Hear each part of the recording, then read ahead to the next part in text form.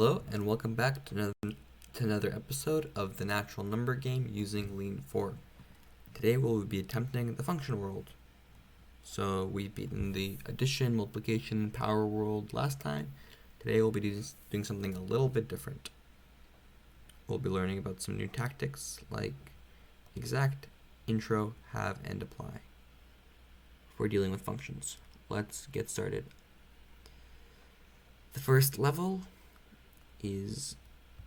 introduces the exact tactic. With this example, we have P, Q, which are both type. We have P, an element of type P, and we have H, which takes us from P to Q. We want to get Q.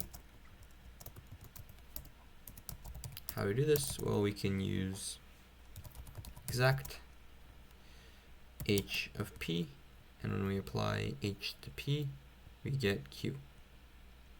Because H goes from P to Q, P is an element of set P, so when we apply H to that, we get an element of Q, and our goal is an element of Q. Nice. That's the first level using the exact tactic. Let's move on, and for this we need some imports. Just gonna copy the imports from the power world. Don't think we need these. Here we're gonna do example mynat to mynat. One thing I wanted to showcase is between episodes, I learned about a cool feature of Lean4, specifically notation. So now we can do this. And this fancy n for natural numbers is of mynat type. And the way we did that is notation n is defined to be mynat. So now anywhere we used mynat previously, we can use n instead. Like in the power world and in the function world. Okay, so let's solve this. And then the instructions say we should intro an n, intro n. This introduces a variable, an element little n of set big N, and then we can just do exact 3 times n plus 2. And then we have a function here that's just 3n plus 2. And that's an example of a function from n to n, from natural numbers to natural numbers. Okay, let's move on to level 3, the have tactic. Say you have a whole bunch of sets and functions between them, and your goal is to build a certain element of a certain set. If it helps, you can build the intermediate elements of the other sets along the way using the have command.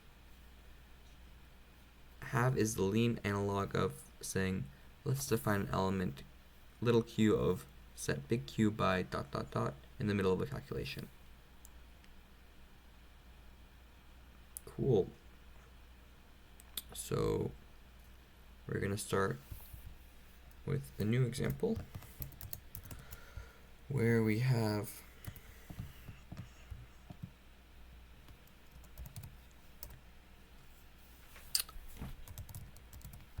all these different sets, this one element P, and our goal is to have an element Q, or element U in the end, and we should be using the have tactic for intermediate steps. Have Q be defined of H of P, and Q is of type Q. Okay, and then we can go from Q to type T, and then from T to type U. Have T be defined as J of Q, have U be defined as L of T, Q little t little u, and then we have exact little u. And these actually end up being unused. Cool. That's the have tactic. Let's move on. And oh, this is the same level again, but we're going to be using a different tactic, something called the apply.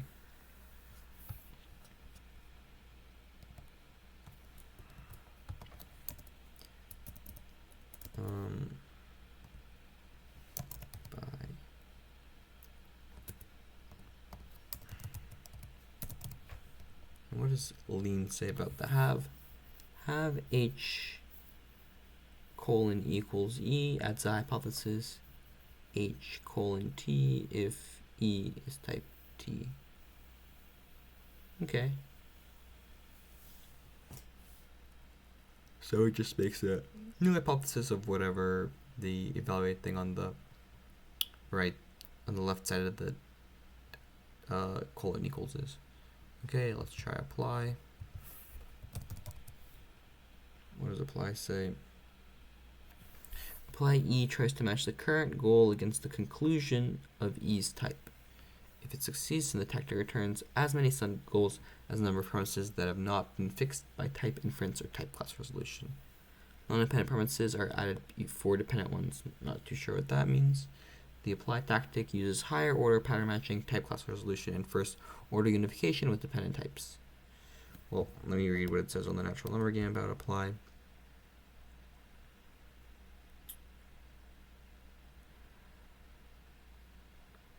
So with the apply tactic, I kind of move backwards, go from U to T to Q to P instead of P to Q to T to U like I did in this one. Okay. So if we start with apply L,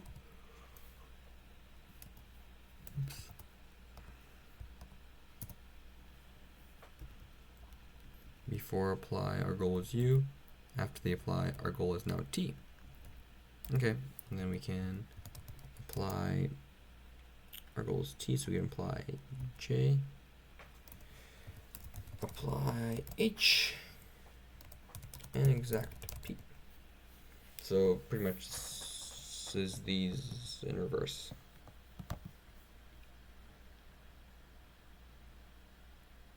Cool. That's the apply tactic, so I guess apply and have are kind of duals of each other. But apply is less verbose, doesn't need to specify a new variable name, it just changes the goal. Interesting. Okay, level 5 is construct a function like in level 2.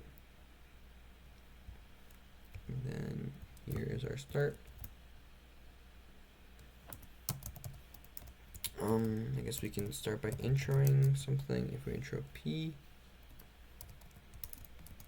intro Q, exact P.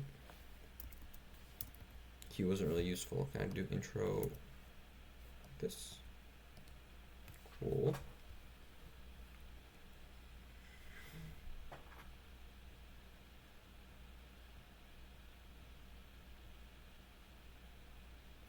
Oh, and I guess we can do this on the same line. Intro PQ. Intro P underscore. Cool. That's useful. Let's move on to the next level. Yeah, so far these functional ones aren't too hard in my opinion. These feel less like math to me and more like, I don't know, moving symbols around or something. Because the previous ones also felt like a game. Okay, this one is a bit more complicated.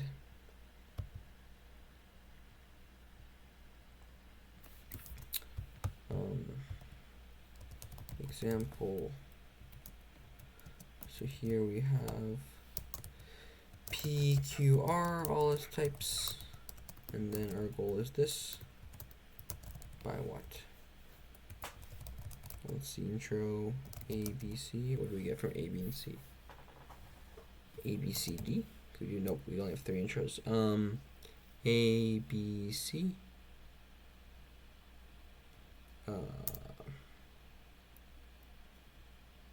Can we apply A? Oh, two cases. Apply A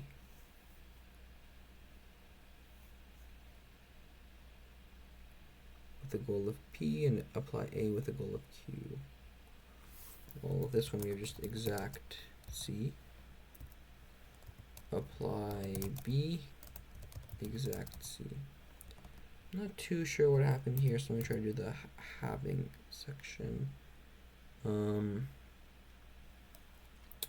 Let's have an element Q by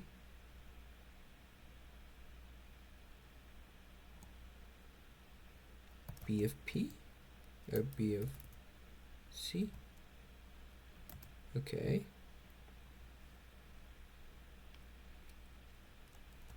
We can have QR by let me think. B of C. This was P. Okay.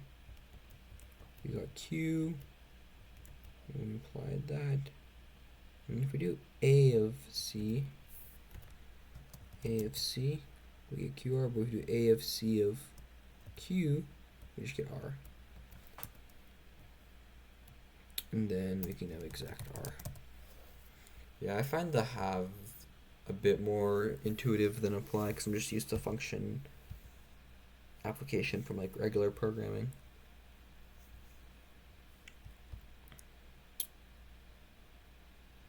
Cool.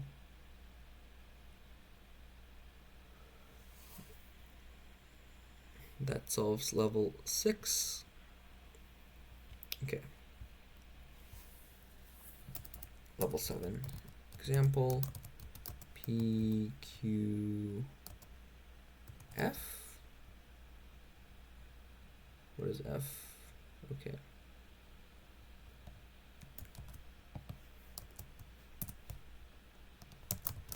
Type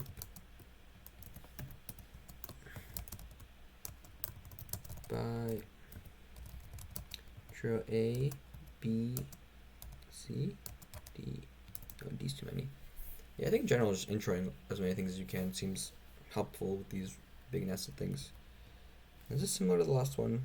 No, it's slightly different. Okay, so we have A, B, and C. Well, here I see the very straightforward apply. Apply, what was it? Apply B, and then A. Can I do both BA?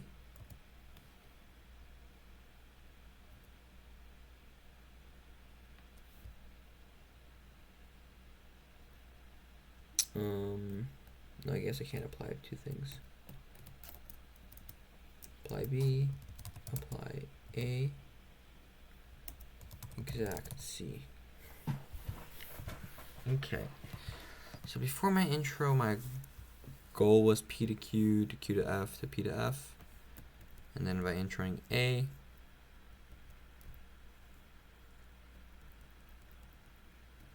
why is my goal F in this case before I have any of the intros?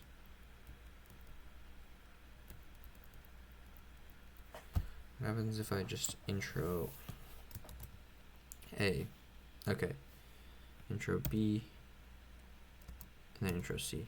Okay, so we just intro until we have no more functions.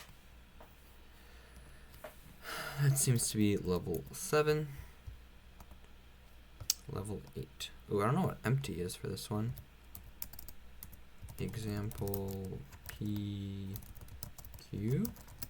type. Is empty a type?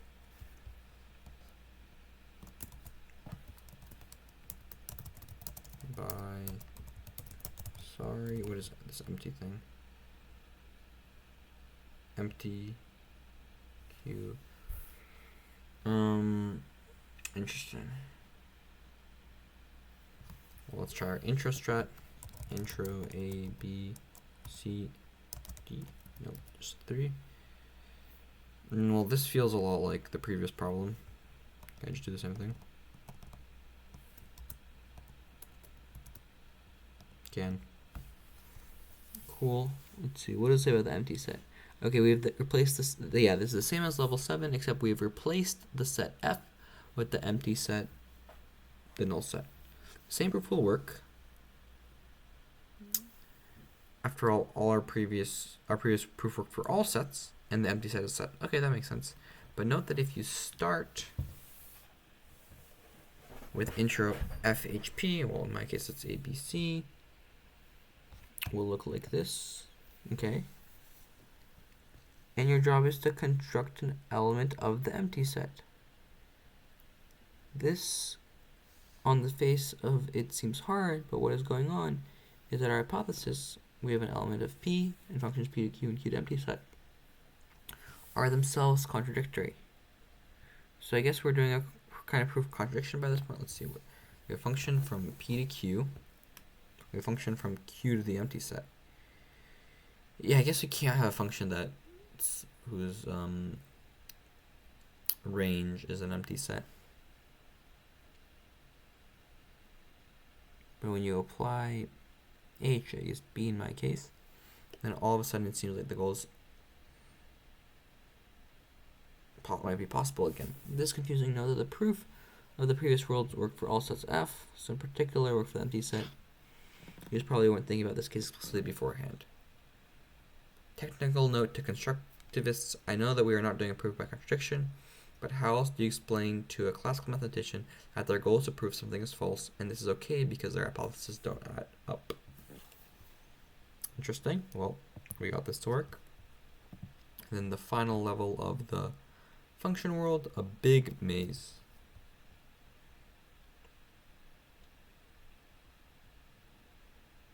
You can, of course, work both forwards and backwards, or you can crack it and draw a picture. I think I can do this without drawing a picture. Let me copy this big old thing sorry. Okay. So our goal is to, oh god, there's a lot going on here. 15 hypotheses, or functions. Okay, we have A through L. So that's 12 variable names, or 12 sets, and 15 functions. And our goal is A to L. Well, I'm going to start with a quick intro. Intro A, yeah. I guess backwards. Apply, what was it? F15. Okay. We can apply F12. Can we not apply F12? Huh? Oh, that was F11. 11. With J, apply F10. We have an I. Oh, wait, no, we do not want to go between I and J. We want to apply F9. To get a G, apply F8. Get an F, apply F5. Get an E, apply F2. To get A, or to get B, apply F1, and exact A. Okay, that works, and then I think we could also do, well, what would this be? F1 of F2 of F5. I think what we could do is this.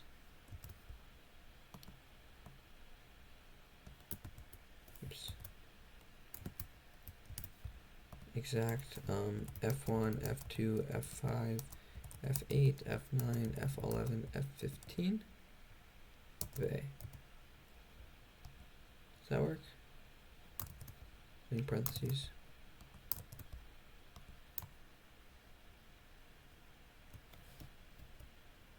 Oh, that's backwards. Exact F15, F11, F9, F8, F5, F2, F1 of A. Any parentheses around G maybe?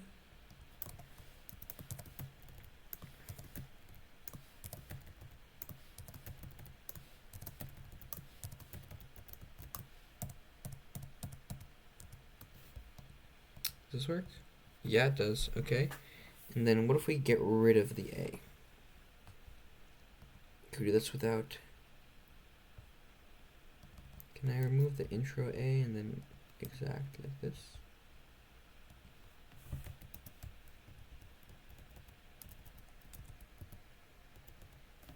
No, what does this get us?